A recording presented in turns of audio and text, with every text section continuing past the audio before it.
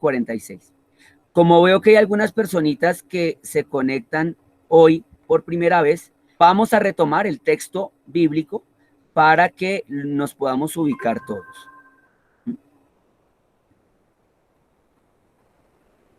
Entonces, vamos a compartir la presentación para que podamos tener todos el texto y podamos retomar el texto.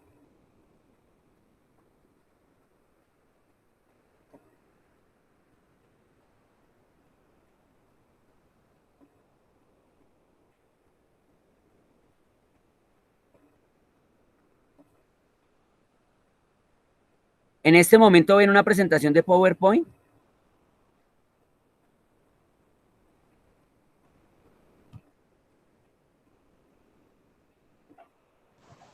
Sí, señor. Listo. ¿Ven un texto bíblico de Marcos 6:30 al 46?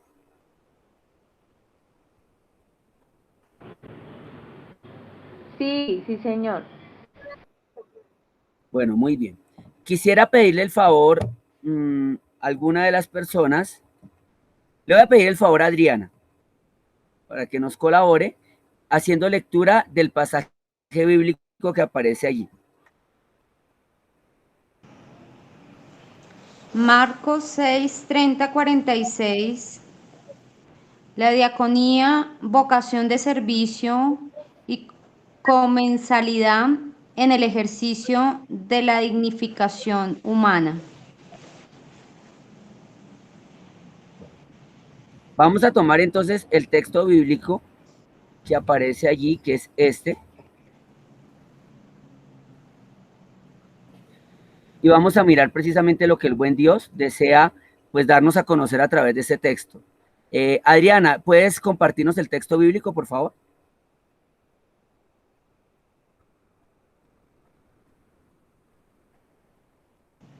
Compartirnos el texto bíblico, ¿cómo así? ¿Todavía se está viendo la misma cita o se está viendo el Sí, o sea, se ve la texto? imagen y se ve... Todavía estoy igual. Bueno. Entonces ya vamos a poner el texto bíblico para que lo podamos seguir todos. ¿Listos? Bueno.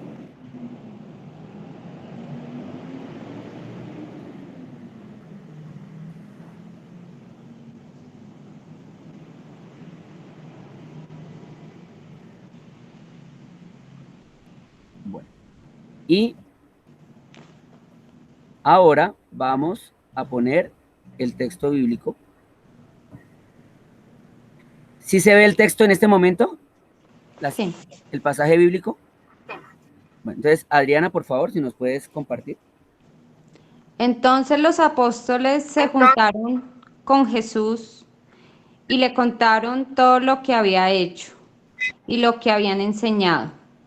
Él les dijo: venid vosotros aparte a un lugar desierto y descansad un poco, porque eran muchos los que iban y venían, de manera que ni aún tenían tiempo para comer. Y se fueron solos en una barca a un lugar desierto. Pero muchos los vieron ir y le reconocieron. Y muchos fueron allá a pie desde las ciudades y llegaron antes que ellos y se juntaron a él. Y salió Jesús y vio una gran multitud y tuvo compasión de ellos, porque eran como ovejas que no tenían pastor. Y comenzó a enseñarles muchas cosas. Cuando ya era muy avanzada la hora, sus discípulos se acercaron a él, diciendo: el lugar es desierto y la hora ya muy avanzada. Despídelos para que vayan a los campos y aldeas de alrededor y compren pan, pues no tienen qué comer. Respondiendo él les dijo: dadles vosotros de comer. Ellos le dijeron: que vayamos y compremos pan por 200 denarios y les demos de comer. Él les dijo: ¿cuántos panes tenéis? Id y vedlo. Y al saberlo dijeron: 5 y 2 peces. Y les mandó que hiciesen recostar a todos por grupos sobre la hierba verde. Y se recostaron por grupos, de 100 en 100, y de 50 en 50. Entonces tomó los 5 panes y los 2 peces, y levantando los ojos al cielo, bendijo y partió los panes, y dio a sus discípulos para que los pusiesen delante, y repartió los peces entre todos, y comieron todos, y se saciaron, y recogieron de los pedazos 12 cestas llenas, y de lo que sobró de los peces. Y los que comieron eran 5.000 hombres. Inmediatamente Jesús obligó a sus discípulos a que subieran a la barca y lo fueran a esperar a Betsaida, en la otra orilla, mientras él despachaba a la gente. Jesús despidió pues a la gente y luego se fue al cerro a orar. Palabra del Señor. Gloria a ti, Y Señor Jesús.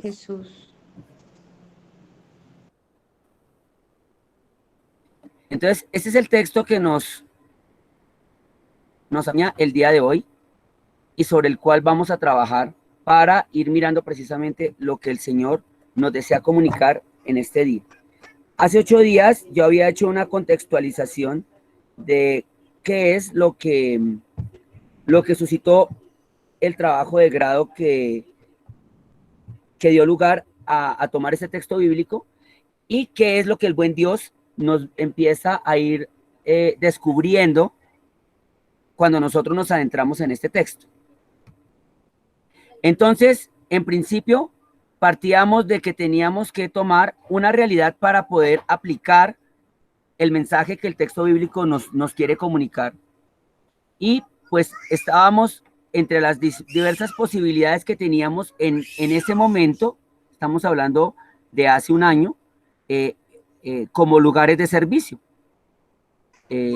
Ya contábamos con el servicio de Matatigres y Quiroga, que es un servicio que nos acompaña ya prácticamente 3 años. El servicio de Fusagasugá, que es un servicio que desde cuando Don Eli fue a vivir a la ciudad de Fusagasugá, empezó a dinamizarse con todos ustedes, entre otros los que se encuentran en este momento conectados en la formación. El de Chapinero y 7 de agosto, que se empezó a realizar desde cuando nosotros empezamos a vivir allí en el sector, finalizando el año 2017, iniciando 2018. Y el servicio que se lleva a cabo en Monte Tabor, en Ciudad Bolívar, que lo llevamos a cabo desde hace aproximadamente 2 años. Entonces quisimos escoger de esas realidades. En ese entonces todavía no contábamos con el servicio que actualmente tenemos en el Claret, que es un servicio que lleva prácticamente unos 2-3 meses y es un servicio que ha crecido de una forma muy bella. Quisimos escoger de estas realidades una que nos sirviera para poder aplicar lo que vamos a ver en esta reflexión, y nos quedamos con la realidad de Chapinero y 7 de agosto. ¿Por qué razón? Porque es una realidad. De hecho, veo algunas personas que han estado participando hoy en el servicio allí. Ustedes ven que es una realidad que tiene una complejidad de factores por la diversidad de población que se atiende en este servicio. Entonces, atendemos tanto a los hermanos migrantes venezolanos y muchos también del conflicto interno colombiano que viven en el sector, pero también atendemos a nuestros hermanos miseritos, los hermanos que permanecen en la calle y que usualmente han caído en situaciones de drogadicción, e igualmente también atendemos a nuestras Marías, a las mujeres que se encuentran inmersas en esa realidad de la prostitución y que se encuentran esclavizadas por esas redes de tratantes de personas y todo el círculo que ello lo acompaña. Entonces, por la complejidad de las situaciones que se atienden allí y la diversidad de ellas, se tomó la opción de trabajar la realidad de Chapinero y 7 de agosto. Y buscando una cita bíblica para poderla aplicar adecuadamente a la realidad de este sector, que quisimos tomar para este estudio bíblico, se orientó un pasaje bíblico que fuese adecuado a ello, y ese pasaje bíblico es el que vamos a ver el día de hoy. ¿Por qué razón se tomó esa cita bíblica? La idea era poder tomar un pasaje bíblico que nos pudiera iluminar la labor de servicio que se lleva a cabo allí, en el sector San José, como lo hemos denominado, el sector en el 7 de agosto, pero que también se pudiera aplicar a cualquier otra experiencia de servicio, no solamente que hagamos nosotros como servidores samaritanos, ustedes que nos acompañan a nosotros los samaritanos de Padre Pío, sino que fuera una realidad que se pudiera aplicar en cualquier experiencia de servicio que hiciera cualquier grupo humano o cualquier persona. Y entonces se vio apropiado este texto de Marcos 6, del 30 al 46. ¿Sí? Hay toda una justificación que tiene que ver con la actitud de Jesús. Recordemos, con eso terminamos hace 8 días, que Jesús se acerca a la gente, ¿no? Mostrando una preocupación por las necesidades del ser humano. Alguno de ustedes, el que quiera pues participar, si recuerdan momentos de los pasajes del Evangelio donde Jesús comparte con otras personas en la mesa, o comparte con otras personas en la sinagoga, o comparte con otras personas en el monte, donde Jesús esté al lado de las personas. Coméntenme algún pasaje bíblico que ustedes recuerden al respecto. Cuando está enseñando las bienaventuranzas creo que en un monte, algo así, ¿sí estoy bien? Sí, sí. Ahí le está compartiendo. Se llama el Monte de las Bienaventuranzas. El monte de las bienaventuranzas, sí, señor. Gracias. Que se encuentra en Mateo, en los primeros capítulos, y es el sermón que se conoce como el Sermón de la Montaña. ¿Qué otros pasajes? A ver, alguno que me recuerde otro o un par de momentos.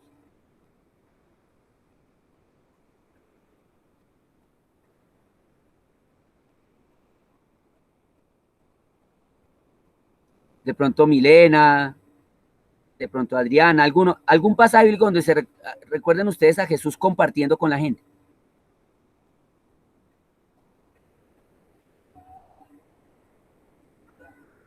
Hay diversos, ¿no? Por ejemplo, recordemos que Jesús, cuando llamó a Leví, que sería luego Mateo, él se fue a comer a casa de Leví con muchos publicanos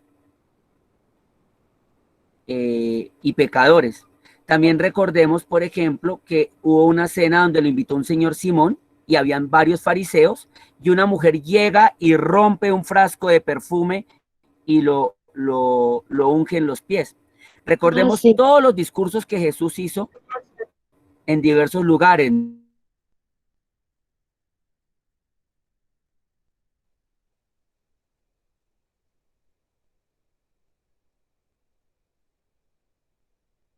¿no?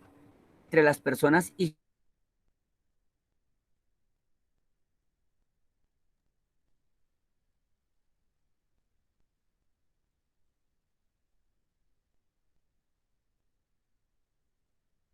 Jesús en esos diversos pasajes. Fray, es que se están ¿Qué podemos decir de Jesús y la cercanía con la gente? ¿Está entrecortado? No sé si se ve solo yo. ¿Se escucha mejor? Sí, señor, ahora sí. Ah, bueno. Entonces estaba preguntando, ¿cuál es la cercanía que usualmente se ve entre Jesús y las personas en los lugares donde Jesús está junto con la gente?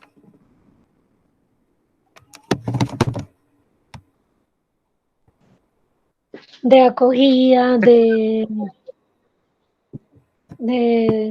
consuelo, o sea, de no juzgar, esas son como algunas actitudes, ¿no? Exactamente, ¿sí? Recordemos, por ejemplo, cuando iban a matar a piedra a la mujer que fue sorprendida en adulterio. ¿Cuál fue la actitud de Jesús en ese pasaje bíblico?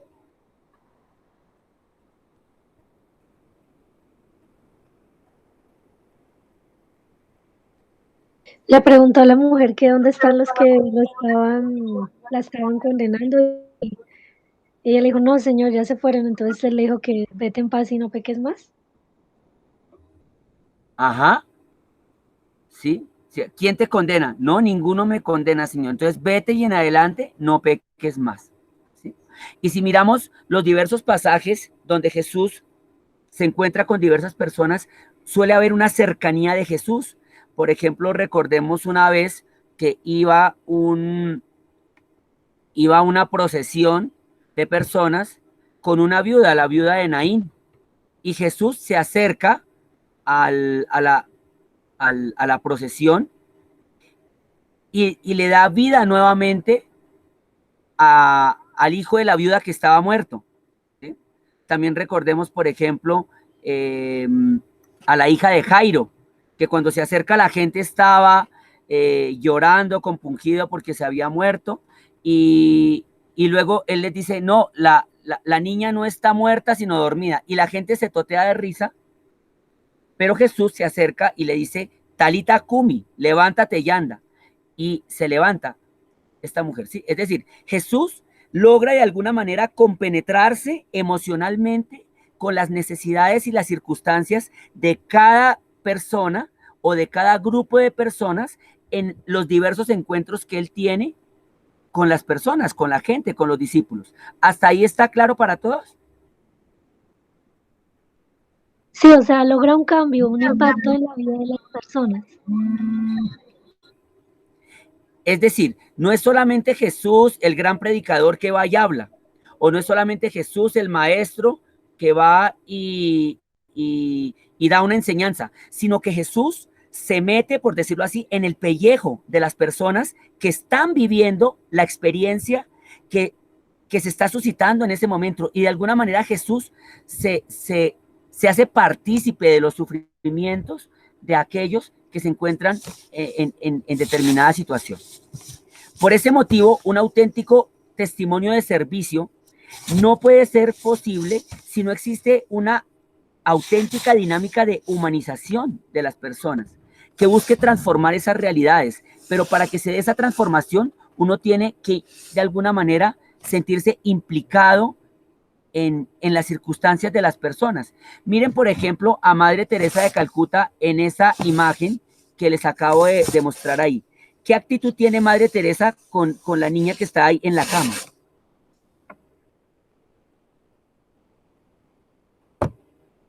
¿Qué podemos ver ahí?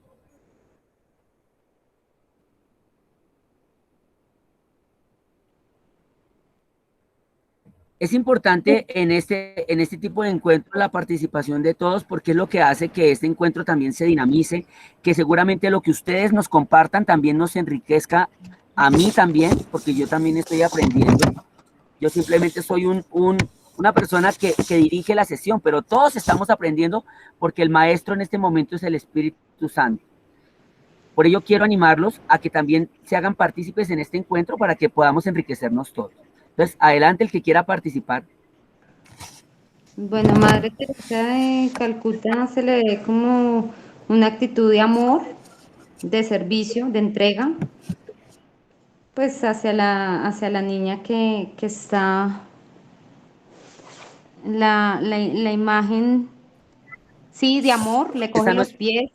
está simplemente, vale, sí, le coge los pies.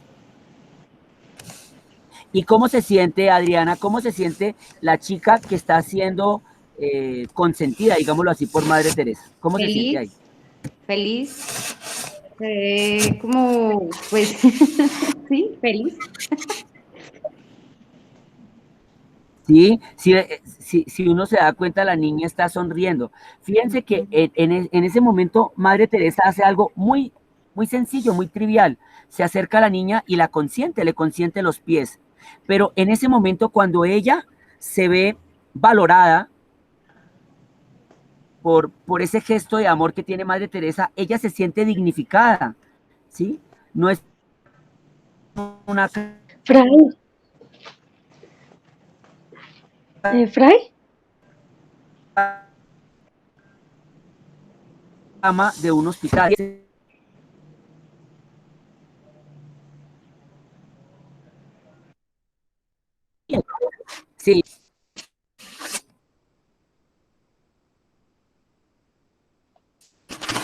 Adelante. Ay, pues tú nos... Liliana, ¿querías decir algo? Sí, sí, lo que pasa es que a veces se va la señal.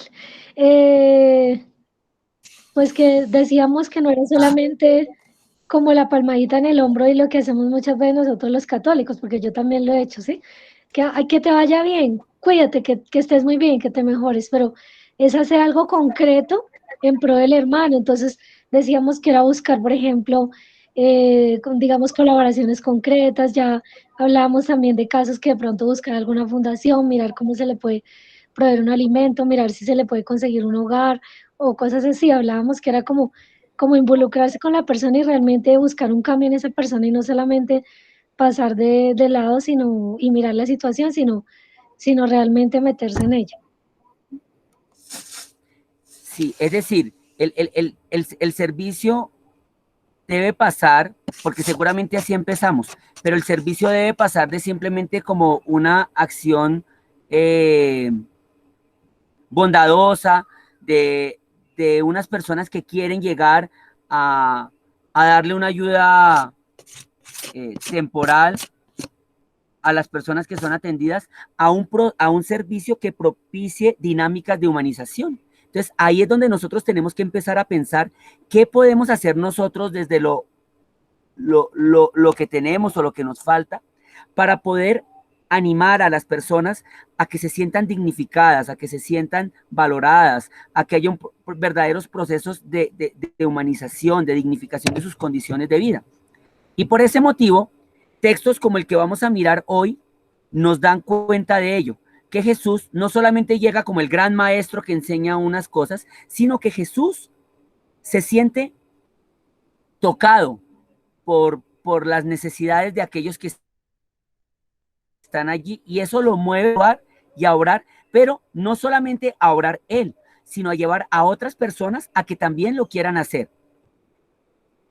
Por ese motivo, este texto bíblico que tomamos hoy resulta muy apropiado para poder reflexionar esa situación, y lo vamos a hacer alrededor de 3 palabras que son las que nos van a ocupar en el día de hoy. Una palabra es la diaconía, la otra es la vocación de servicio y la otra es la comensalidad. Hace 8 días les alcancé a mencionar brevemente qué es cada una de ellas. Hoy vamos a profundizar un poco más y vamos a ver cómo un servicio que busque la dignificación de la vida de las personas debe estar acompañado de esos 3 elementos: diaconía, vocación de servicio y comensalidad. Entonces, para poder entender esta situación es bueno ubicarnos en el texto bíblico y en la época en que fue escrito. Resulta que los evangelios no fueron escritos todos en la misma época, y los evangelios tampoco se escribieron en el momento en que sucedieron los hechos de Jesús. Los evangelios, porque no existían los medios que tenemos hoy de una cámara, de una filmadora, de una grabadora, y porque también la manera de recoger la historia no era como la de hoy. Entonces no teníamos la forma de poder ver las cosas en vivo y en directo. Hoy en día sucede un hecho y hay un video tomado por un celular. Hoy en día hay una entrevista y se graba a la persona que hace la entrevista. En ese entonces, la historia se transmitía por voz, ¿sí? Era una tradición oral que se comunicaba, y luego, cuando pasa el tiempo, se escribe. Pero resulta que cuando se escribe la historia se escribe bajo las experiencias que se viven en ese tiempo. Es decir, las cosas que sucedieron en tiempos de Jesús se vivieron de determinada manera. Cuando las personas van contando oralmente lo que sucede, la tradición se va comunicando de generación en generación. Y cuando empieza a haber la inquietud por escribir la historia de la vida de Jesús, entonces se escribe por personas que están distantes en el tiempo, a la época en que sucedieron los hechos, y cuando las escriben, también en esas historias se involucran sentimientos, experiencias, situaciones que la gente está viviendo en ese momento de hoy, ¿sí? Porque de alguna manera, cuando recuerdan los hechos de Jesús, esas experiencias que vivió Jesús en su tiempo, se sienten identificados con ellas, con las experiencias de hoy, ¿sí? Por ese motivo es importante ubicar el momento en el cual se escribió Marcos. Ahí hay una flechita donde aparecen los 4 evangelios, Marcos, Mateo, Lucas y Juan. ¿En qué década se escribió el evangelio de Marcos?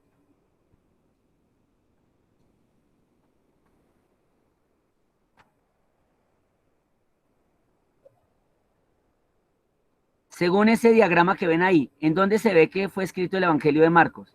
El 60. Maestro.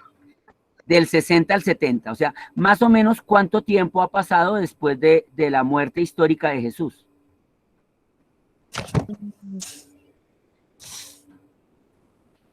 Ay, no. Jesús murió ¿a qué edad más o menos? A los 33 años, ¿no? A los 33 años, ¿cierto? Sí, Entonces, de ahí al 60, 70 más o menos, ¿cuántos años han podido pasar?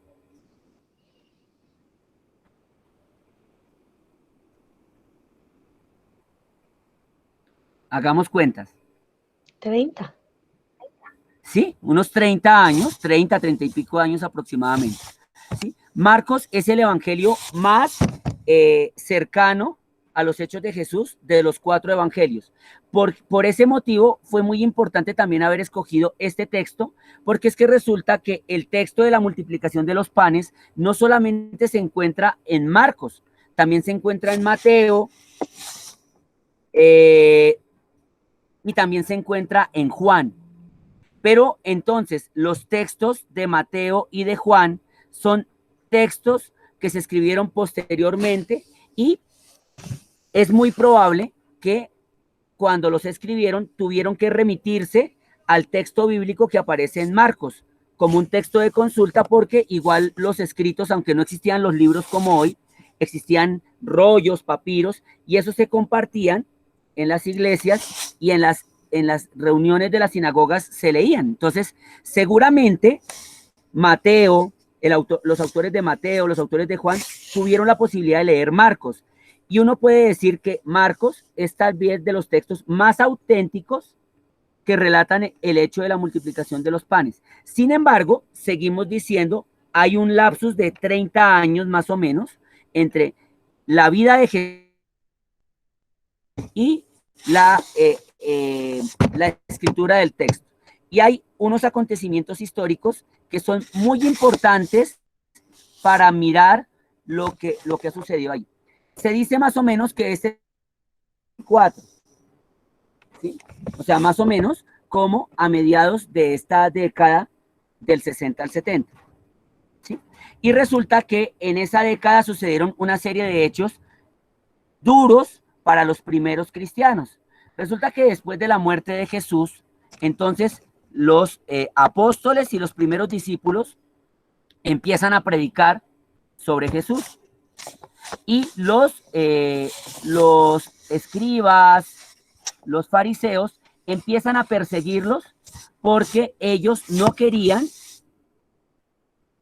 que se diera a conocer a Jesús, ¿sí? Ellos no querían que se diera a conocer a Jesús, no querían que se evangelizara sobre Jesús. Ellos no reconocían a Jesús. Entonces, los judíos empiezan a perseguir a los primeros cristianos, y los cristianos, para huir de la persecución, tienen que salir a diferentes lugares fuera de Israel, y a donde van a vivir, ellos empiezan a vivir la vida que han aprendido como discípulos de Jesús. Entonces se van a lugares como Roma, se van a lugares como el Asia Menor y empiezan a vivir la vida cristiana. Resulta que en ese contexto ellos empiezan a convivir con personas de otra cultura, la cultura romana, que la cultura romana era una cultura muy permisiva, porque en la cultura romana se aceptaba la promiscuidad sexual, se aceptaba la prostitución, se aceptaba la homosexualidad, el modo de vida era muy relajado, era la vida de los gimnasios, entonces el culto al cuerpo, una serie de cosas. Y cuando llegan los primeros cristianos a vivir con los romanos, en un principio eran tolerados. Personas que buscaran ser hostiles, ellos podían convivir, pero con el tiempo se volvieron odiosos para los romanos porque los cuestionaban en su moralidad. Entonces, los romanos empiezan a perseguir también porque se vuelven como la voz de la conciencia. Entonces empiezan a generarse una serie de cosas absurdas. Ustedes ven en el cuadro que se habla del incendio de Roma. ¿En qué año fue ese incendio según lo que aparece en este cuadro? En el 64, o sea que fue mientras se hizo el Evangelio de Marcos. Exactamente, hacia esa época se puede decir que porque recuerden que los evangelios, como cualquier libro, piensen ustedes en un libro de los que se escriben hoy, eso no es que el libro se empieza a escribir de un día para otro, pasan muchos años y muchas circunstancias hasta que se termina de completar la escritura del texto. Entonces, se presume que hacia el año 64 es que se inició, seguramente por iniciativa de algunos discípulos, la escritura, algunos discípulos de Marcos, la escritura del texto. En ese entonces aparece un señor loco, que es el que ven ustedes ahí en la imagen de abajo, que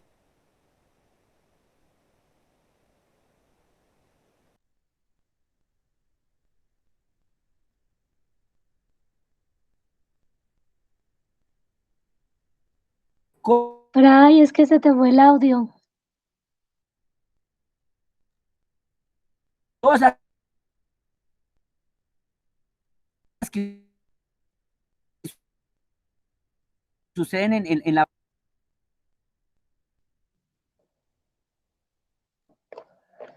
¿Quiénes le echa la culpa del incendio de Roma? ¿Puedes volver a repetir ese pedacito, porfa? Ah, bueno, que Nerón incendia la ciudad de Roma y luego él, porque él quería tapar muchos de sus actos torcidos, turbios, cualquier parecido con la realidad actual es pura coincidencia, ¿sí? Él quería tapar como sus cosas, sus torcidos, entonces él genera ese incendio, pero él busca la culpa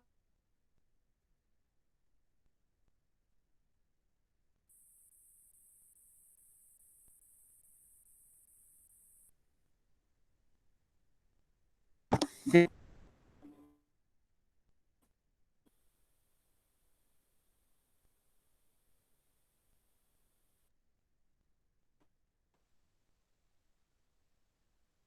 sacar. En este momento se está escuchando la... Ah. Vamos a mirar a ver si se mejora la señal. ¿Se está escuchando mejor? Pero es que a veces, no sé si seré solo yo, que no sé si alguien más puede decir, pero es que a veces por raticos te oímos y por raticos no. No sé si en este momento se está escuchando ya mejor. Sí, pero lo de Nerona, esa parte ahí, pues ahí solo una parte se te entendió. Ah, bueno, listo. Entonces ya lo retomo. ¿Listo? Entonces les estaba comentando que los cristianos, no sé si se alcanzó a entender cuando les hablaba de que los cristianos empezaron a volverse odiosos para los romanos porque era como la voz de la conciencia, haciéndole caer en cuenta la forma tan desordenada que vivían los romanos. No sé si esa parte se alcanzó a escuchar. Sí, sí, hasta que, sí, señor. Ah, bueno. Bueno, muy bien, listo. Entonces, habían cosas que los mismos romanos querían poner a los cristianos como el chivo expiatorio para poder también lavar y digamos, distraer a las personas de sus propios actos corruptos. Eso fue lo que hizo Nerón en el año 64. Nerón, y lo que les decía ahorita, cualquier parecido con la realidad actual en cualquier país, en la China, en la Conchinchina, digamos que en Colombia no, pero cualquier parecido es una coincidencia. Ustedes me sabrán entender, ¿no? Entonces, Nerón, que tenía un modo de vida muy corrupto, un tipo supremamente corrupto, él quería desviar la atención de él y de sus actos de corrupción. Entonces, se le ocurrió la genial idea de incendiar la ciudad de Roma y echarle la culpa a los cristianos de haber generado ese incendio. Entonces, esa situación empieza a generar un proceso de persecución, ya no solamente de los judíos, sino también de los romanos. Los romanos empiezan a perseguir a capa y espada a los cristianos. ¿Y ustedes creen que cuando alguien es perseguido, qué es lo que busca hacer? Cuando sabe que corre en peligro su vida, ¿qué es lo que busca hacer?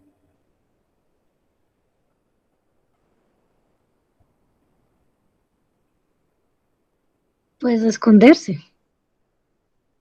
Esconderse, refugiarse. Entonces, los primeros cristianos o los cristianos de esa década en que se escribió Marcos eran cristianos perseguidos, eran cristianos que tenían que meterse en las catacumbas, eran cristianos que tenían que buscar los lugares más recónditos para poder profesar su fe, porque, por ejemplo, la Santa Misa no la podían oficiar en público porque eran perseguidos.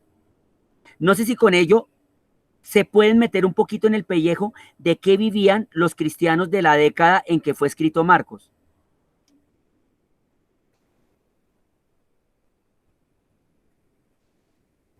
Persecuciones, me imagino, según lo que estoy entendiéndote. Persecución, Exactamente. esconderse, todo eso.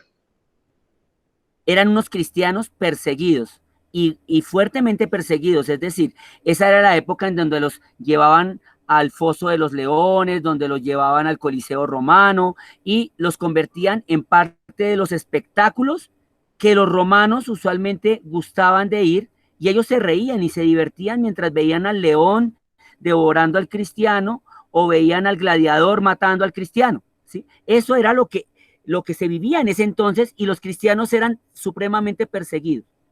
Entonces, los discípulos en ese entonces vivían ese ambiente dramático de la misión. Y como yo les decía ahorita, resulta que cuando se escribe un texto bíblico, en una época diferente a la época en donde se vivieron los hechos, pues uno escribe los relatos de la época, pero impregnándole las experiencias de lo que se está viviendo hoy. Entonces, los autores del Evangelio de Marcos escribieron los hechos de Jesús, relatados por los discípulos que vivieron directamente con Jesús y que se fue transmitiendo de generación en generación, pero cuando lo empiezan a escribir, lo escriben imprimiéndole a esos textos la experiencia que ellos estaban viviendo en ese momento de persecución y de estar sujetos precisamente al peligro de entregar incluso la vida por dar testimonio de Jesús. ¿Sí me entienden hasta ese momento lo que les estoy comentando? Bueno. Por ese motivo, este texto bíblico tiene una relación muy importante con la misión, porque resulta que cuando los discípulos salen a otros lugares a hablar de Jesús, empiezan a hablarle de Jesús a personas que no conocen a Jesús, que no conocen al Dios de los cristianos, y tienen que empezar a dar testimonio de ello. Pero cuando ellos van y hablan a otros lugares, hay sitios donde el mensaje es acogido y hay otros sitios donde no. Ellos van y muestran al Cristo, al Jesús que están viviendo, y algunos sitios no los aceptan, en otros sitios sí.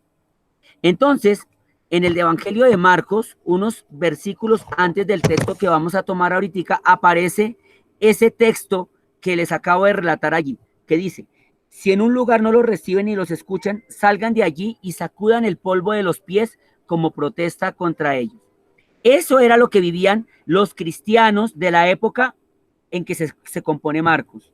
Entonces, ellos empiezan a entender que dar testimonio de Jesús implicaba entregar la vida e implicaba una fidelidad hasta la muerte por Jesús. ¿Queda claro para todos? ¿Se alcanza a escuchar? Sí, Sí, señor. sí, se escucha bien. Bueno, muy bien. Eso tiene importancia también porque resulta que el texto de la multiplicación de los panes se encuentra dentro de un conjunto de textos que aparecen como C' en ese monachito que les muestro ahí. desde el capítulo 6, versículo 7 hasta el 13, y luego del 30 y vamos hasta el texto de la multiplicación de los panes. Y en ese texto, en el versículo 7, Jesús envía a los discípulos,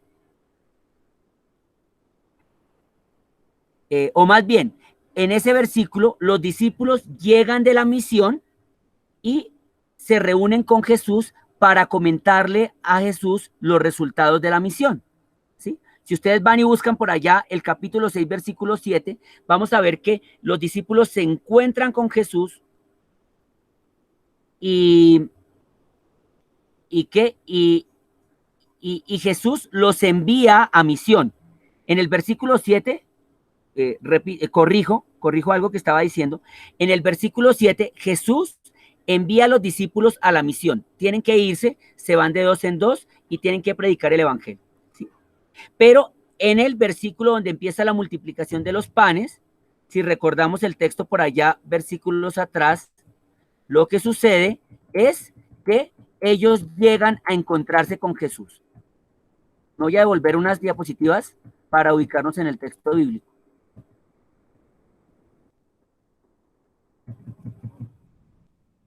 Mire, entonces los apóstoles se juntaron con Jesús y le contaron todo lo que habían hecho.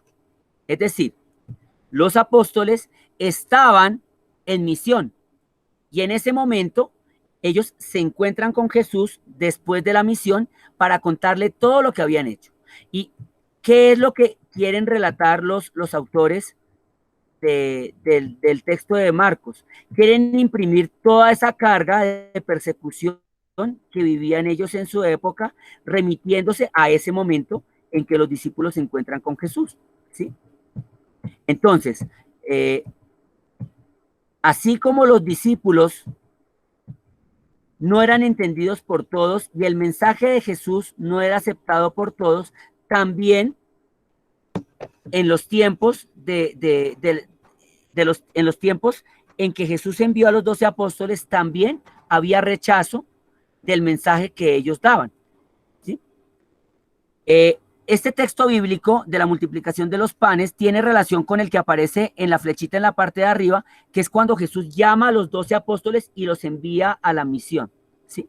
Entonces, él llama a los 12 y les dice, mire, vayan ustedes y prediquen el evangelio a las gentes, ¿sí? En este texto de la misión de los 12, después de que Jesús los manda a misión, ellos se encuentran con Jesús y ellos comparten el resultado de la misión, pero todo eso va impregnado de esa carga que les acabo de decir, de ambiente de persecución, ¿sí? Voy a pasarme aquí unas diapositivas para ir a lo que es importante de este texto bíblico, que es lo que quisiera que nos detuviéramos en este momento, ¿sí? Resulta que en este texto bíblico Jesús se encuentra con los discípulos que están compartiendo los resultados de la misión que ellos habían vivido. Y si ustedes se acuerdan del texto, echémosle cabeza, ¿qué es lo que hace Jesús en ese momento? ¿A dónde quiere llevar a los discípulos?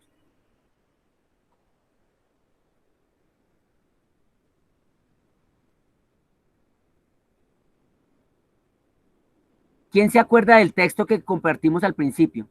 Jesús se encuentra con los discípulos y él los lleva a un lugar. ¿A dónde los quiere llevar? Dice que vamos nosotros solos a descansar a un lugar tranquilo. Exactamente. ¿El desierto? No lo lleva al desierto, propiamente lo lleva a la orilla del mar, ¿sí? Jesús los quiere llevar a un lugar aparte para que descansen, porque él se sentía, él sentía que debía también darle como esa posibilidad a los discípulos, después de haber salido de misión, para que pudieran tomar descanso y para que pudieran nuevamente recobrar fuerzas. Entonces, él se fueron en la barca y se fueron a un lugar retirado para compartir. ¿Y qué pasó cuando llegaron a ese lugar retirado? ¿Se acuerdan qué fue lo que pasó?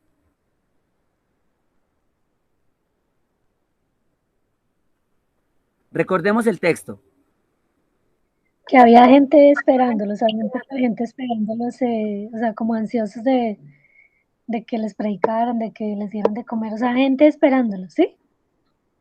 Había gente que se había quedado esperando a Jesús, ¿sí? Había gente que se había quedado esperando a Jesús, ¿sí? Y en este texto aparece una alusión muy bonita que les voy a mostrar,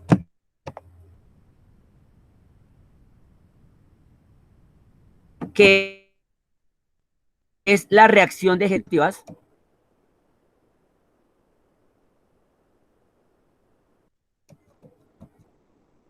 En este momento, ¿alcanzan a ver el texto bíblico en la pantalla? Ay, no, espere que se me movió.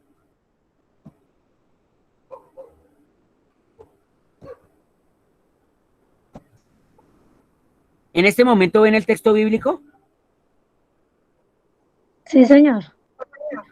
Bueno, fíjense que ahí dice que ellos llegaron a un lugar, en barca, a un lugar desierto. Y muchos los vieron y los reconocieron y se fueron de diferentes lugares a donde estaba allá. Y Jesús vio una gran multitud y dice que tuvo compasión de ellos, pero ¿cuál es el motivo de la compasión de Jesús, según lo que dice el texto bíblico?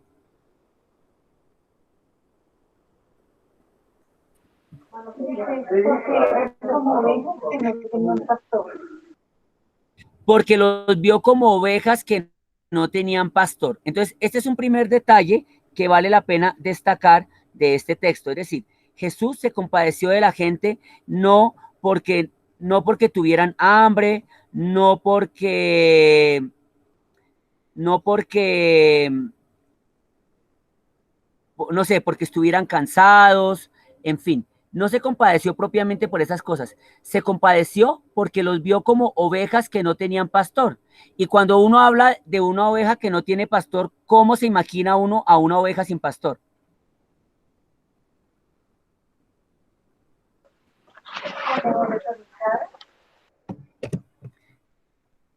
Sí, dime adelante. Como desorientada, desubicada. Exactamente, Milena. Jesús se conmueve de los discípulos porque los ve desorientados, ¿sí? Y eso es importante para nosotros, ¿por qué? Porque a veces nosotros miramos a las personas y se nos genera como, ¿qué le digo yo? Como una lástima, como un pesar, porque uno dice, ay, pobrecito, no tiene zapatos, pobrecito, no tiene ropa, pobrecito. Y entonces uno empieza a tratar a las personas como pobrecitos, ¿sí? Como pobre persona, como que uno minusvalora a la gente. Y uno a veces no llega al fondo del asunto, a lo que Jesús desea que nosotros reconozcamos como discípulos. Nosotros lo que tenemos que ver es, ¿qué le digo yo? La situación de distancia que muchas veces pueden tener las personas respecto a Dios. Obviamente hay pobreza material, obviamente hay hambre, obviamente hay necesidades que cubrir y que atender y que hay que mirarlas, pero a ejemplo de Jesús, lo importante es que nosotros sepamos mirar la circunstancia de las personas y cómo lo realmente importante y lo profundamente importante en el servicio es acompañar a las personas para que puedan reconocer que Jesús los ama, que Jesús quiere una vida diferente para ellos, que Jesús quiere que vivan una vida especial y distinta. Y cuando nosotros nos acercamos de esa manera, somos capaces de atender al servicio material que necesita el hermano, pero no es un servicio como para decir, pobrecito, pobre esta personita que está viviendo en un cambuche, pobre esta persona que está en las drogas, pobre esta mujer que está esclavizada en la prostitución, sino que nuestro interés es buscar, acompañar a las personas para que puedan encontrar motivos para una dignificación de sus condiciones de vida y encontrando esos motivos para que su vida sea una vida diferente, una vida más digna, puedan encontrar que en el amor caritativo que dan las personas en un servicio, lo que se quiere es en profundidad y en últimas el encuentro de cada ser humano con Jesús. ¿Queda claro hasta ahí la explicación que les estoy dando?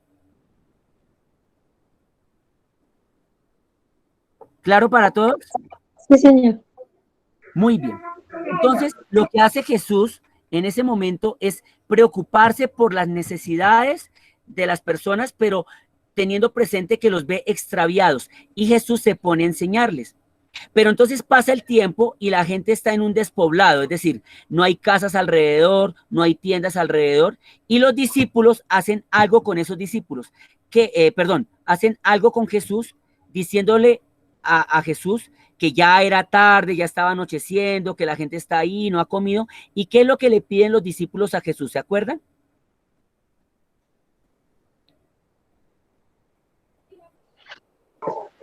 Que les diera. Para que se fueran a comer. Dijo, despídelos para que se vayan a comer. Eso es lo que le dicen ellos, ¿cierto? Y ahí es donde Jesús entra a tocar el corazón de los discípulos y hoy, en este momento, nos toca el corazón de nosotros. Porque, ¿cuál fue la respuesta de Jesús en ese momento?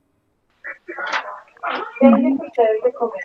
Denles ustedes de comer, ¿no? ¿Cómo así? Denles ustedes, sí. Ajá, exacto. Jesús podía haberles dado de comer sin contar con los discípulos, porque Él es Dios. Y Él podía haber multiplicado el pan, Él podía haber sacado el pan sin haber habido pan, ¿sí? Pero Jesús, en ese momento, cuando los discípulos dicen, oiga, mándenlos a otros lugares, ¿sí? Eso es como cuando uno le dice al miserito, oiga, mire, ¿sabe qué? Pídale a Dios que Dios le ayuda. Y le da uno una palmadita en el hombro y uno le dice, Dios lo bendiga, ¿sí? Entonces, Jesús en ese momento, ante el desentendimiento de los discípulos, Él toca el corazón de los discípulos y entonces les dice, oiga, denles ustedes de comer. Y cuando Jesús les dice eso, ¿cuál es la respuesta de los discípulos? ¿Se acuerdan qué es lo que dice por ahí uno de ellos? Pues que como que no, o sea, señores, que no tenemos sino 2 panes y unos peces, o sea, ¿cómo vamos a darle comer a tanta gente? Como de, no podemos, señor, no tenemos cómo hacerlo, mejor dicho. O sea, a él le dicen, pero con 200 denarios son una cantidad grande de plata, ¿sí? Y él decía, es que con 200 denarios no se le puede dar de comer a 5,000 personas. Era como decir, oiga Jesús, ¿usted qué le pasa? ¿Qué nos está pidiendo? Nos está pidiendo un absurdo. Nosotros no tenemos aquí, estamos arrancados, no tenemos con qué. Y nos está pidiendo que le demos de comer a 5,000 personas. ¿Cómo se le ocurre? Entonces ahí entra a lo que Liliana nos estaba diciendo. Entonces Jesús les dice a ellos, ¿qué es lo que ustedes tienen? Y entonces, ¿qué es lo que le ofrecen a Jesús para poder repartir?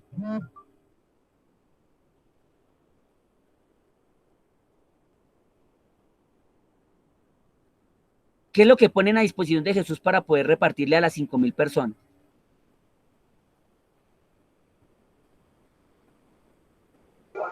De 5 panes de cebada y 2 peces. En otro pasaje dice que fue un niño el que lo entregó, o sea, ni siquiera fue uno de esos adultos allá, grandes y acabarropas, fue un niño, ¿sí? Y entonces Jesús toma el pan, lo bendice, lo multiplica, ¿y quiénes son los que se encargan de repartir el pan?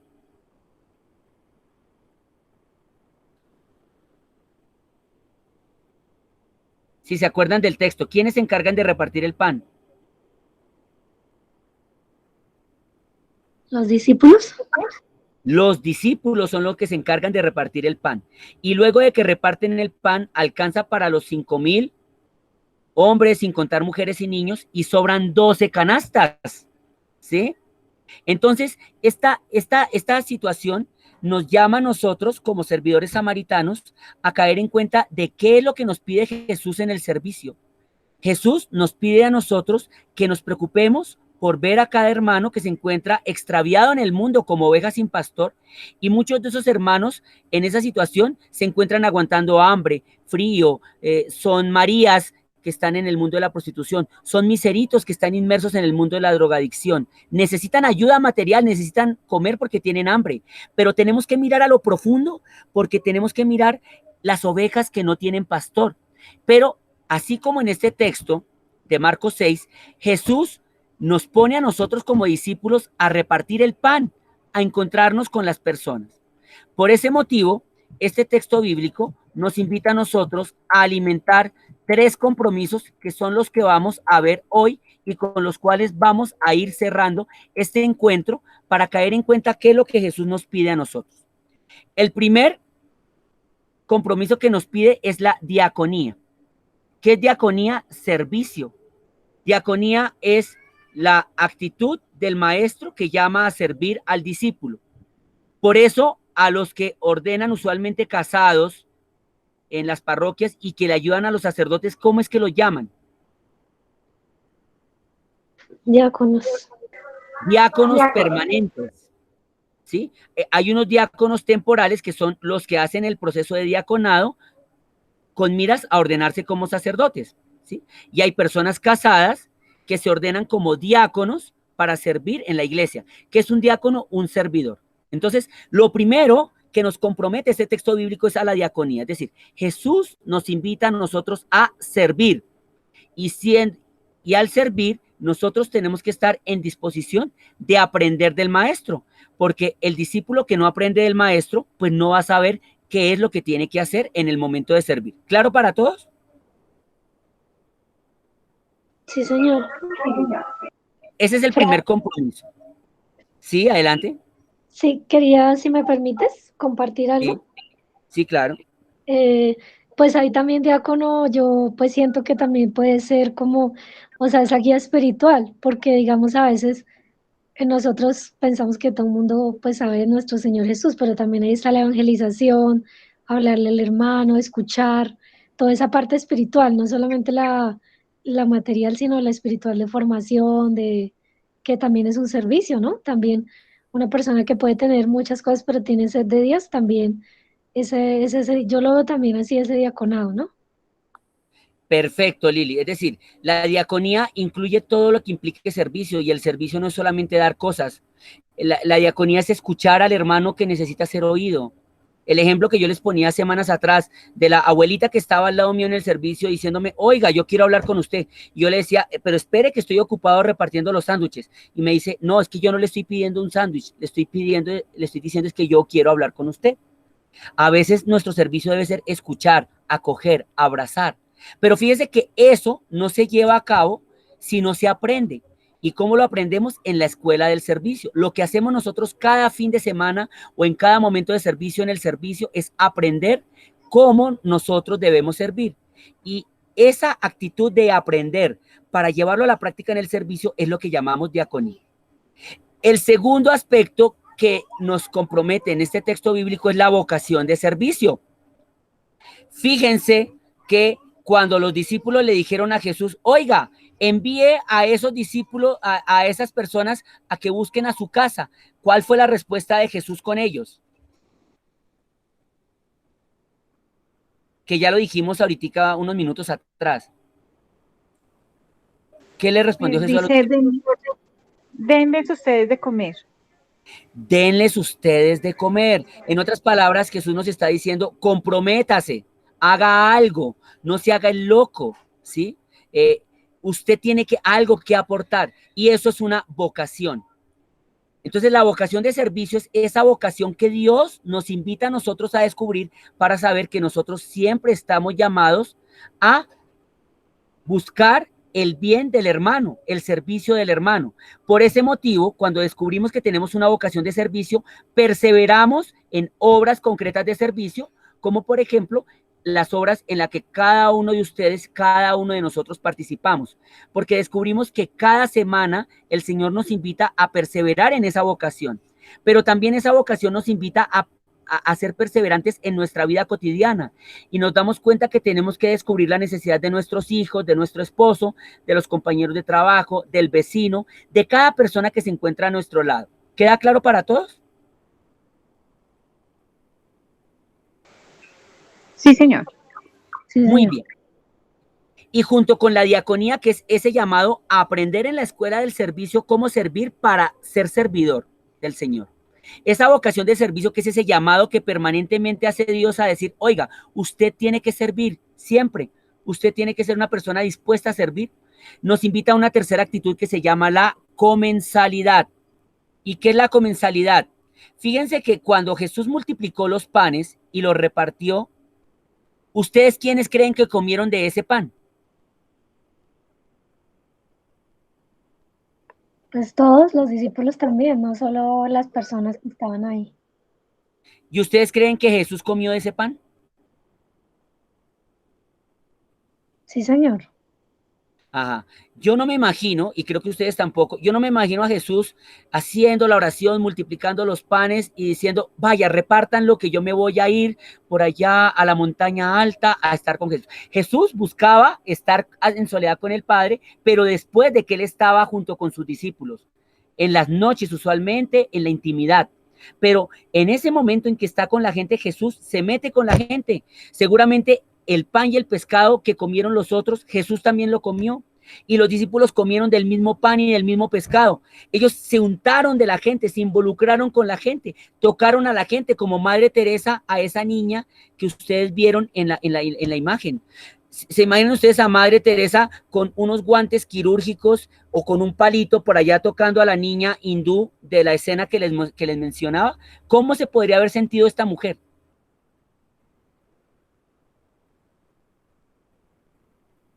Y eso que ella seguramente le estaba brindando un servicio porque estaba en un hospital de las misioneras de la caridad. Pero ¿cómo se podía haber sentido esta mujer?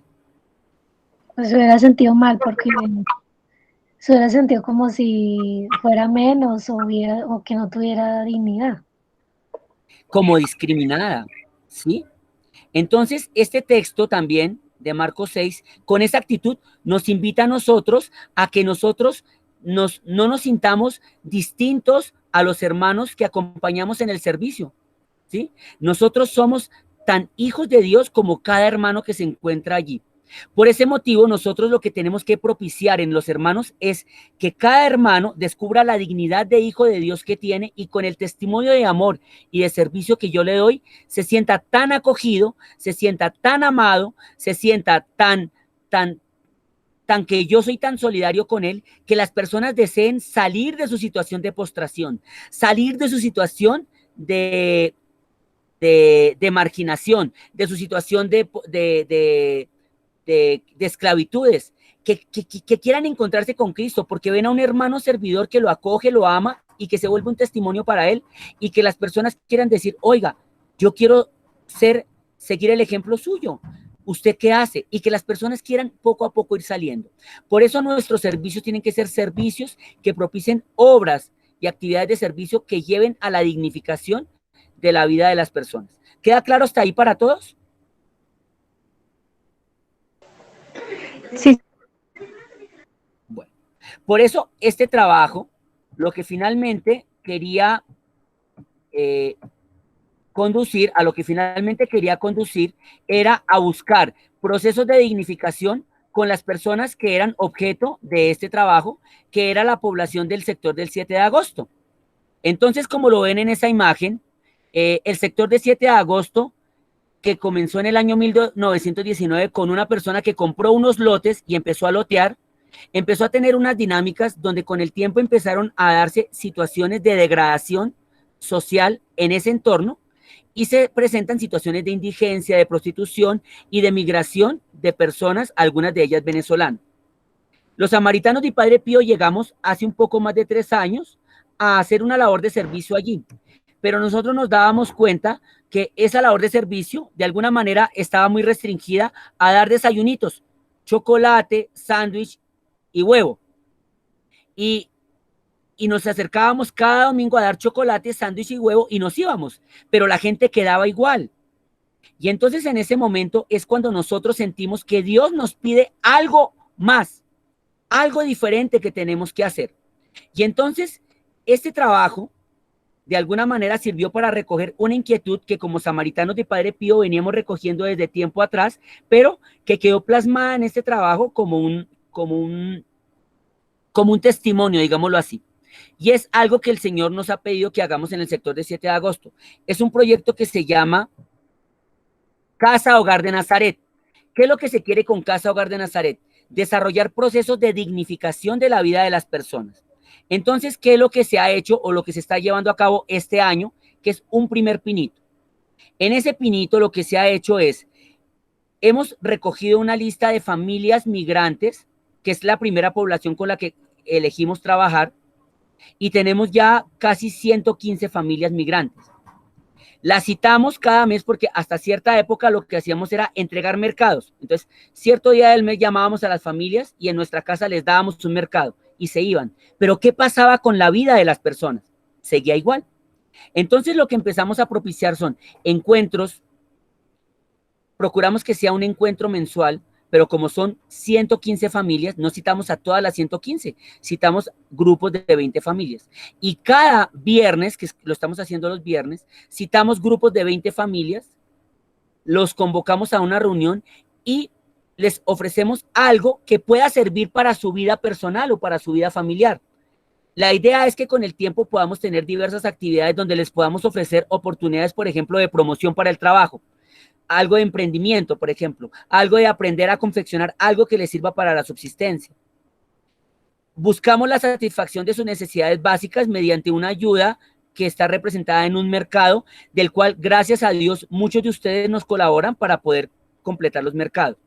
También buscamos una orientación espiritual, entonces con ellos hacemos oración, con ellos recogemos la experiencia orientándola a lo que Dios invita en la vida de cada uno de ellos, y también damos formación en los aspectos humanos, porque las personas llegan heridas por tantas situaciones por las cuales se sienten afectadas. Muchos se sienten afectados por el desplazamiento, otros se sienten afectados porque sus familias están lejos, otros se sienten afectados porque son discriminados, son esclavizados, en fin.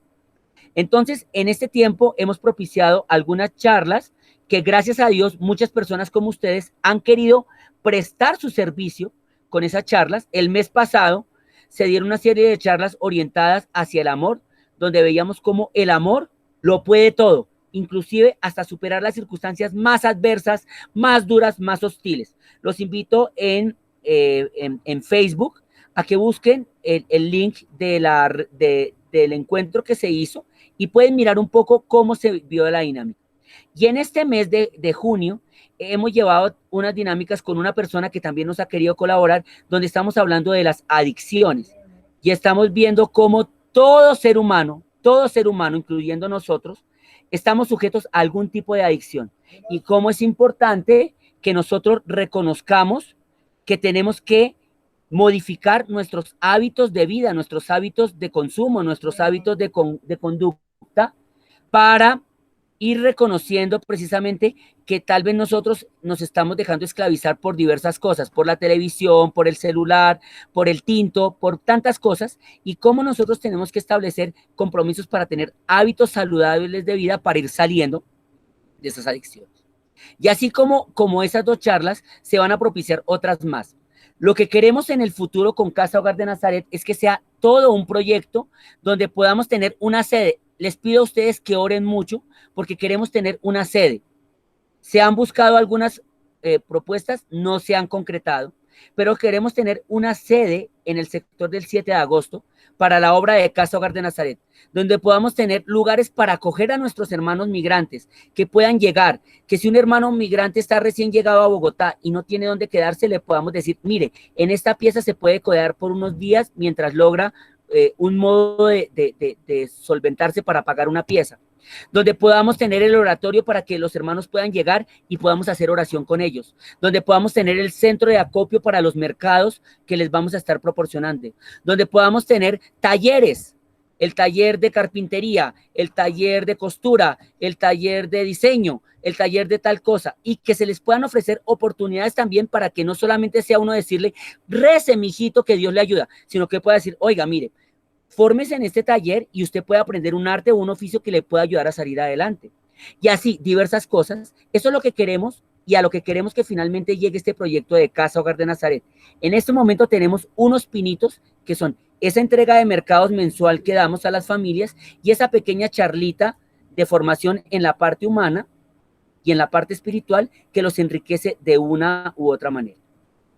Entonces, esto es lo que se presentó como fruto de este trabajo y de alguna manera también es una invitación a todos y cada uno de ustedes que nos están acompañando para que cobremos esa conciencia. Nuestros servicios tienen que ser servicios que deben trascender para no quedarse solamente en dar el pancito y el chocolate o solamente en dar el vestido o solamente en dar la ropa, sino que con el paso del tiempo, no digo que ya, sino con el paso del tiempo, se tienen que convertir en procesos donde se generen dinámicas de dignificación de las personas, que las personas puedan salir de sus estados de postración y que puedan vivir una vida plena y diferente, contando siempre con la gracia de Dios, pero con el apoyo de personas como ustedes y nosotros, que podamos ayudarles a descubrir que están llamados a vivir una vida más digna. ¿Queda claro para todos? Sí, señor. Una pregunta, ¿eso es cada mes, lo de Claro. esos talleres, o cada semana? Es que yo había entendido que era cada semana, ¿no? Ah, sí. Lo que pasa es que tenemos casi 115 familias inscritas. Entonces, no podemos recibir a todas las 115 en un solo golpe, porque no tendríamos el espacio ni las condiciones de bioseguridad para hacerlo. Entonces, lo que hacemos es ese conjunto de 110, ciento y pico de familias que tenemos, las citamos espaciadamente, de tal manera que un viernes atendemos 20 familias, el otro viernes atendemos otras 20 y así sucesivamente, hasta que en el lapso de mes o mes y medio hemos completado el atender a estas 115 familias, procurando que así sea mensual o a lo sumo cada mes y medio, cada familia reciba su ayuda de mercado. Ok, o sea, dan el beso a las 120 familias, pero sí están citando cada 8 días, ¿sí? ¿Se te entendí bien? Ah, Exactamente. Cada 8 días se están citando familias, pero no las mismas familias, sino que cada 8 días se citan unas y luego otras. Algo que queremos hacer también hacia el futuro. Resulta que uno se da cuenta cuando acompaña a los grupos que hay personas que se implican más que otras. Eso quiere decir, tienen más interés, quieren aprovechar más la experiencia. Queremos nosotros en el futuro con esas familias o esas personas que vea uno que están más implicadas y que tengan más interés, el poder propiciar dinámicas de promoción para que puedan salir adelante. Entonces, tal vez uno puede generar una pequeña microempresa, no sé, de fabricar traperos, de fabricar escobas, de, no sé, carteritas, alguna cosa, ¿sí? Y de alguna manera con estas personas que uno ve que tienen un poquito más de interés por salir adelante, poder generar circunstancias y condiciones. Para eso tenemos que buscar personas que nos quieran apoyar, ¿sí? Personas que quieran donar su tiempo, personas que quieran donar su conocimiento, personas que quieran donar también ayuda para poder proveerles de materiales que les puedan servir para fabricar sus cositas, ¿sí? Un ejemplo que podría darse, algo que los samaritanos de Padre Pío sabemos hacer, algunos hermanos, yo no tanto. Sabemos hacer pan. El pan que los domingos usualmente, salvo estas últimas semanas, se lleva al servicio, es un pan que se ha aprendido a hacer en la panadería de nuestras hermanas samaritanas. Y algunos de los hermanos, yo también algunas veces, hemos estado con las hermanas haciendo el pan y nuestros hermanos samaritanos saben hacer el pan. Entonces, una dinámica podría ser, por ejemplo, que propiciemos un taller de panadería para a esas personitas que se ve que quieren aprovechar más la oportunidad.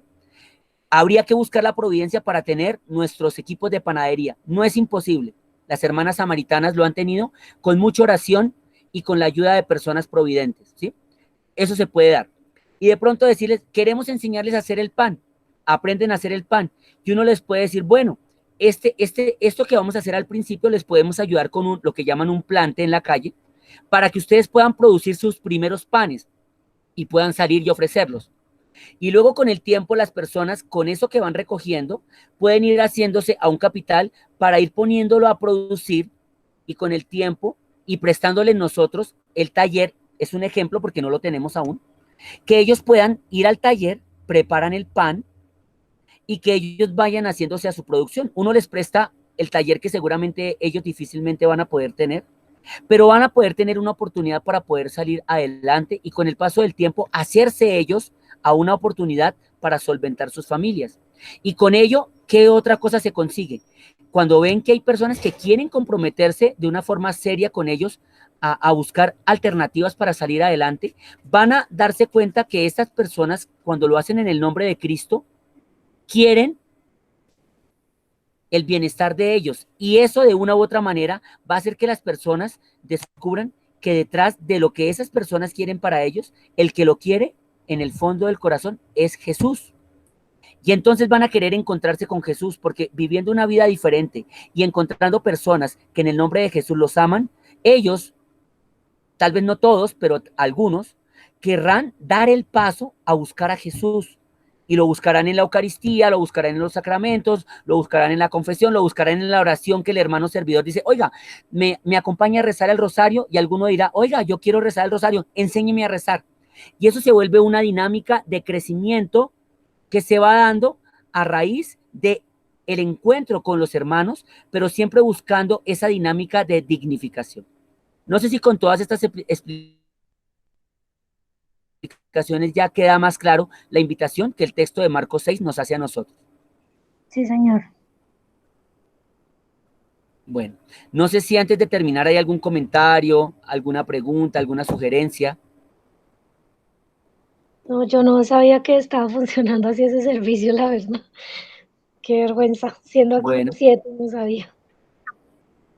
de paso, Lili, te invito los viernes en la mañana, estamos haciéndolo todos los viernes, y tipo 9:30, 10 de la mañana nos estamos encontrando con las personas que han conocido y que nos están ayudando, y tipo 10:30 de la mañana estamos en la parroquia San Pedro Nolasco, recibiendo a las familias, tomando como la asistencia y dando inicio a los encuentros. Entonces, los viernes que nos quieras acompañar, con mucho gusto, Lili. Gracias, E igual todos Miguel. ustedes, ¿no? Los que puedan. Pero esas dinámicas, poco a poco, no estamos diciendo que sea ya, ¿no? Porque de pronto un hermano en este momento está haciendo el servicio que sabemos hacer hoy y dirá, uy, no, Fray Carmelo me pidió ahora que montara una casa, que montara un comedor. No tiene que ser ya. Eso es algo que se tiene que dar poco a poco y con la gracia de Dios. Pero lo importante es que nosotros vayamos despertando en nuestro corazón la conciencia de que estamos llamados a buscar la dignificación de las personas y así las personas se encuentran con Jesús. Quiero poner un ejemplo, ya que veo personitas de las que van al 7 de agosto, porque ustedes nos jalaron las orejas a los frailes. Hace unas semanas, lástima que no estuviera Lianita, porque Lianita estaba también como en el cuento. Hace unas semanas, cuando estaba yo acompañándolos a ustedes, fuimos al servicio y cuando llegamos e hicimos la oración, muchos de ustedes nos dijeron, oiga, pero mire, tantos hermanitos que están por allá con la ropa rotica, suciecitos, oiga, es que si nosotros les pudiéramos dar ropa, y mire, tan sucios, tan cochinitos, ¿por qué no podemos conseguir de pronto cómo generar algo para que ellos se puedan bañar? Y en ese momento yo les dije, oiga, nosotros tenemos harta ropa en la casa, pero necesitamos organizarla porque no podemos darla así. Ustedes quisieran acompañarnos un domingo después del servicio a organizar ropa. Y yo no sé, por ejemplo, Adrianita, si de pronto hicieron algo, porque sé que alguna inquietud había, pero algunas personas quisieron como manifestar, oiga, pues pongámonos de acuerdo y organizamos la ropa. ¿Y cómo hacemos para que se bañen los miseritos? Y se dieron cuenta que alrededor hay muchos negocios de lavacarros. Y alguna persona dijo, oiga, ¿y por qué no hablamos con una persona de esas de los lavacarros y le decimos que nos preste el lugar por un ratico para que se puedan bañar? Y alguna persona dijo, oiga, ¿y si yo trajera personas que les hagan una brigada de peluquería, se puede hacer? Y yo le dije, pues sí, claro, todo se puede hacer. Fíjense cómo podemos empezar con pequeñas cosas a propiciar esos proyectos grandes para buscar la dignificación de las personas. Simplemente con el hecho de que tú a una persona que veas que de pronto no está tan metida o sea, que de alguna manera la persona tenga esa voluntad de querer salir y tú le digas, oye, yo sé que fulano de tal está dando trabajo, tú quisieras trabajar, yo te ayudo a llevar la hoja de vida.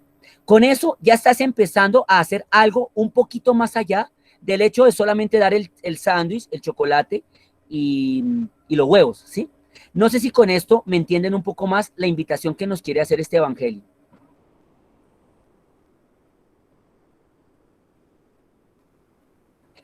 Bueno, Sí, señor. yo sé que estaba un poco extenso este momento, pero quiero agradecerles a ustedes porque han querido permanecer. Agradezco a Adrianita, agradezco a Milena, a Lili, a Lucía, a una de las dos de Lucía, o Lucero o Luisa, no me acuerdo ahorita cuál, ¿sí? A Lucía y a Luisa o a Lucero. Gracias a ustedes por estar aquí. Uy, ya Adriana va en el carro, bendito sea Dios. Y vamos a pedir la bendición de la Virgencita María. Sí, dime, Lili. Qué pena, me da pena, Sí. yo toda molestosa ahí, pero sí quería hacerte como un jalado de orejas muy cariñoso, porque es que empezamos 10:45, 11:15, mientras la oración y ya se nos pierde tiempo y se nos corre todo, entonces para pedirte el favor, qué pena Sí. ser molestosa, pero pues para que tratemos de ser No, yo tengo que arreglar las cosas para que pueda yo estar antes de las 10:30 conectándome y todo. Desafortunadamente las últimas semanas no lo he logrado, pero tengo que comprometerme a eso, ¿sí? Y obviamente, pues, ustedes sabrán que lo logro hacer el día que lo haga, ¿sí? En este momento, pues, quedaría en palabras. Entonces, tengo que trabajar para lograr que, terminado el servicio, yo pueda hacer las cosas con la debida anticipación para que podamos conectarnos a la reunión a tiempo. Y para que no nos toque correr y todo eso y poder como que todos puedan compartir, participar y todo y que no estemos así como, qué pena, me distrae molestarte. No, Lili, está bien. De paso, también quisiera decirles que dentro de 8 días no vamos a tener encuentro porque los hermanos vamos a estar en retiros, pero el encuentro lo retomamos dentro de 15 días. Lo otro también que les quiero comentar es que nosotros queremos, con todos ustedes que han estado perseverantes en estas formaciones, hacer un pequeño acto de consagración, es decir, como un acto formal donde ustedes que han aprovechado esta experiencia puedan recibir esa consagración de Dios para acompañar el servicio. Dios mediante lo estaremos haciendo para el 10 de agosto, que estamos celebrando un aniversario de la ordenación sacerdotal del Padre Pío. Él fue ordenado un 10 de agosto de 1910. Entonces seguramente lo haremos para esa fecha, o si no, les diremos la fecha oportuna, pero queremos con todos ustedes, y más o menos los que yo sé que han permanecido en este espacio, ir propiciando esa preparación para las consagraciones como servidores samaritanos, tanto ustedes como los que se encuentran en el segundo nivel.